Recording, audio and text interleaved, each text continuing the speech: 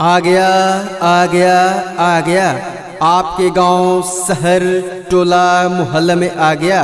स्वादिष्ट से भरपूर अंजीत कुणाल एंड रूपा भूजा चाउमीन एवं बर्गर का प्रचार गाड़ी आ गया। सर की जो सर से वो धीरे धीरे।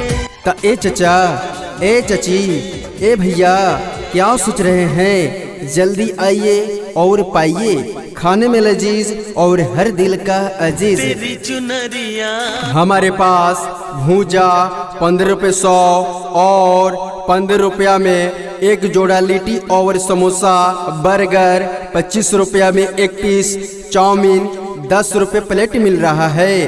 तो जल्दी आइए और आकर हमसे चाउमीन, भूजा, बर्गर और लिट्टी समोसा लेकर के जाइए। पंछी सुर में गाते हैं। तो आपका ध्यान किधर है? अंजीत कुणाल एंड रूपा भूजा चाउमीन एवं बर्गर का प्रचार कर इधर है। जिंदगी मिलन है मुस्कुरा लीजिए, जिंदगी मिलन है मुस्कुरा लीजिए। अंजीत कुणाल एवं रूपा भूजा चाउमीन आकर के खा लीजिए। दिल तो नादान है कोई जानता नहीं, दिल तो नादान है कोई जानता नहीं। अंजीत कुणाल एवं रूपा चाउमीन बर्गर खाए बगैर कोई मानता नहीं।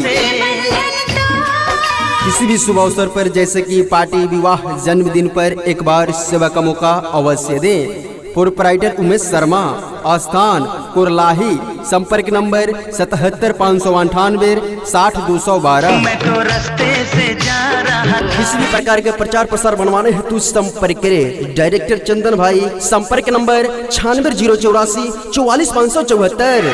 पंछी सुर में गाते हैं, भंवरे गुनगुनाते हैं, घुंघरू बजाते हैं।